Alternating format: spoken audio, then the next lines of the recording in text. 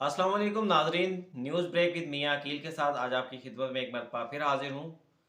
Supreme court, Islamabad high court और एहतसाब अदालत की मुख्तलिफ जो मुकदमात की कार्रवाइयाँ हैं वो आपकी खिदमत में पेश करूँगा।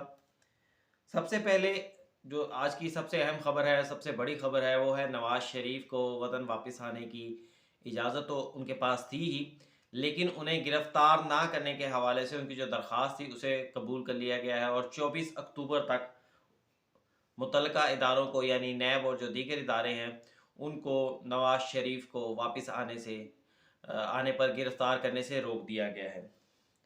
मुकदमा का अहवाल बड़ा मुख्तसर सा आपके साथ शेयर करूँगा, ज़्यादा तवील नहीं बात होगी इसके ऊपर, क्योंकि ज़ाहिर बात है ये इल्म सबके बात सबके इल्म में थी।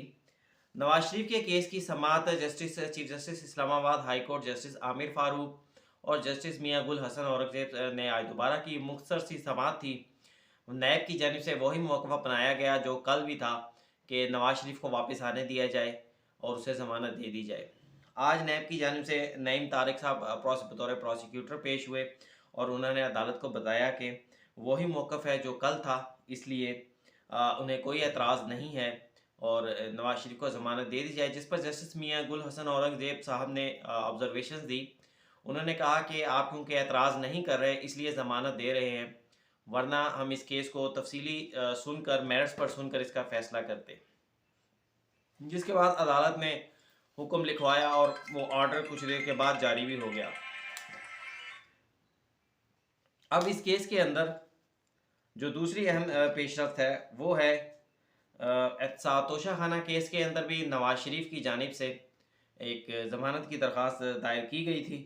उस दरख्वास्त के अंदर जो एहतसाब अदालत के जज मोहम्मद बशीर हैं, उन्होंने 24 अक्टूबर तक नवाज शरीफ को के जो वारंट गिरफ्तारी थे वो मुअत्तल कर दिए हैं और साथ ही ये हुक्म दिया है कि अगर नवाज शरीफ 24 अक्टूबर को अदालत के सामने सरेंडर नहीं करते तो उन्हें नैब गिरफ्तार करके पेश करे। अब इस केस के जो हुक्मनामा जारी किया गया वो भी तकरीबन इस्लामाबाद हाई कोर्ट से मुताबिकत ही है। फ़र्क सिर्फ ये है कि इसमें उसमें नैब को नोटिस जारी करके नैब को सुना गया था, लेकिन इस केस के अंदर से ये मौक़िफ़ अपनाया, ये तहरीर आई है कि जो नवाज शरीफ के वकील थे उनकी जानिब से ये मौक़िफ़ अपनाया गया कि नवाज शरीफ बैरून मुल्क थे जिस वक्त ये रेफरेंस दायर किया गया और केस में शामिल किसी भी दूसरे मुलज़म को भी अभी तक गिरफ़्तार नहीं किया गया। तोशा खाना जो नवाज शरीफ साहब ने जो गाड़ी हासिल की थी तोशा खाना से, ये वो रेफरेंस है और ये नैब तरामीम केस को कलअदम करार देने के बाद ये रेफरेंस दोबारा खुले हैं। इसलिए नवाज शरीफ जो है वो वापस आकर अदालत के सामने सरेंडर करना चाहते हैं तो उन्हें ज़मानत दे दी जाए, जिस पर जज साहब ने 24 अक्टूबर तक जो है वो ज़मानत की दरख्वास्त मंजूर कर ली है।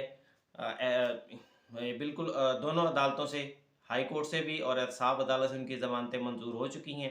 अब उनकी गिरफ्तारी में बज़ाहिर कोई भी रुकावट नहीं है, ना ही कोई परेशानी है फ़िलहाल 24 तारीख तक। 24 तारीख के बाद क्या होता है वो अदालती जो भी कार्रवाई होगी वो हम आपसे शेयर करेंगे, क्योंकि उस वक्त अदालत ने मेरिट्स पर सुनकर ज़मानतें देनी हैं। अच्छा, अब इस केस के अंदर आपको मैं मज़ीद थोड़ा-सा बता दूँ। एक तरफ नवाज शरीफ को ज़मानत का जो मामला था वो हल हो गया, दूसरी तरफ नवाज शरीफ साहब को 24 अक्टूबर तक ज़मानतें मिल गईं। उनके वापस आना भी 21 अक्टूबर को कन्फ़र्म है। दूसरी जानिब नून लीग की जानिब से ये मुख्तलिफ़ तैयारियाँ भी की जा रही हैं। मसलन नून लीग की जानिब से 2 तियारे हायर कर लिए गए हैं। ये वो अखराजात हैं, वो कोशिशें हैं, वो ख्वाहिशें हैं जिनके ऊपर हमेशा से तनकीद की जाती है।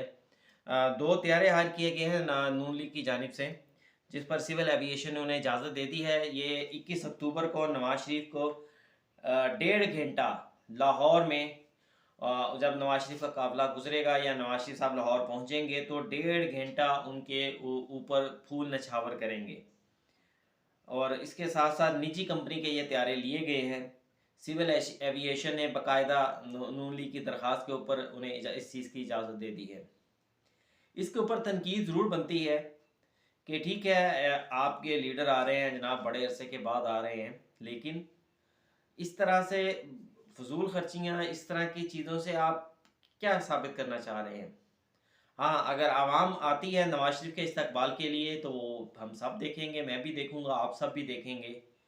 असल मामला तो नवाज शरीफ के जो है उनके इस्तकबाल का है। अगर उनका इस्तकबाल बड़ा होता है उनका इस्तकबाल में हज़ारों लाखों लोग पहुंचते हैं, फिर तो यकीनी तौर के ऊपर मियाँ साहब को भी खुशी होगी।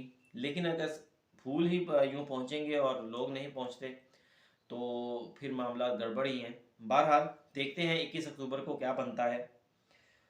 फिर 7 काफ़िले सिर्फ रावलपिंडी शहर से नवाज़ शरीफ को वेलकम करने के लिए, नवाज़ शरीफ के लिए जलसे में शिरकत करने के लिए 7 मुख्तलिफ काफ़िले जो हैं वो सिर्फ इस्लामाबाद से रवाना, वो रावलपिंडी से रवाना होंगे। फिर इसी तरह इस्लामाबाद से भी मुख्तलिफ काफ़िले जो हैं वो रवाना होंगे। ये मैं सिर्फ आपको एक शहर की बात बता रहा हूँ। फिर अब जो तीसरी अहम चीज़ है वो है जज अबुल हसनात साहब खसूसी अदालत में बाकायदा साइकिल का बड़ा इशू था। आज साइकिल अडयाला जेल पहुंचाई भी गई, लेकिन अडयाला जेल के जो इंचार्ज थे उनकी जानिब से इस साइकिल को लेने से इनकार कर दिया गया और कहा गया कि SOP इसकी इजाज़त नहीं देते। वो साइकिल की वीडियो बड़ी डिजिटल सी साइकिल है, वो आम साइकिल नहीं है। बहरहाल कल भी अदालत के अंदर इसके हवाले से उज़्मा जो थी इमरान खान साहब की बहन, उनके दरमियान और जज साहब के दरमियान बड़े दिलचस्प मुकालमे हुए थे, मैंने आपके साथ शेयर किए थे। आज बाकायदा ये दरख्वास्त साइकिल की फ़राहमी के हवाले से बाकायदा खसूसी अदालत में दायर कर दी गई है, जिसमें वकील शहजाद रांझा ने शहराज रांझा ने मौक़िफ़ अपनाया है कि इमरान खान को फ़ौरी तौर के ऊपर उनकी सेहत के मद्देनज़र जो है साइकिल की इजाज़त दी जाए। अब जज साहब इसकी 23 अक्टूबर को इसकी समाअत करेंगे।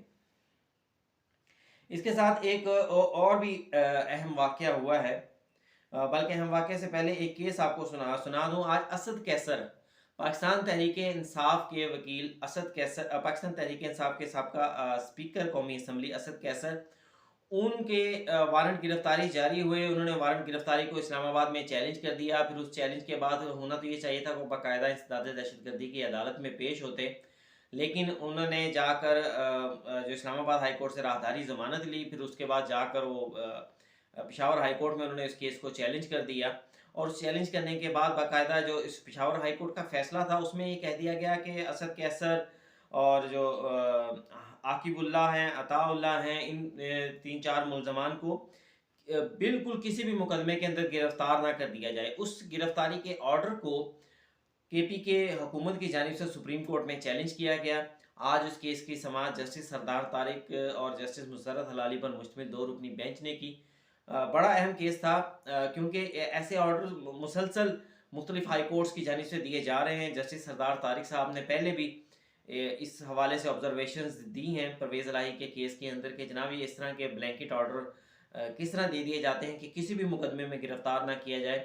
आज कोर्ट ने बहुत इसके अंदर आज भी ऑब्जर्वेशंस दी, और फिर केस के इख्तिताम के ऊपर जो ऑर्डर था पेशावर हाई कोर्ट का कि किसी भी मुकदमे में ना गिरफ्तार किया जाए, उसको सस्पेंड भी कर दिया।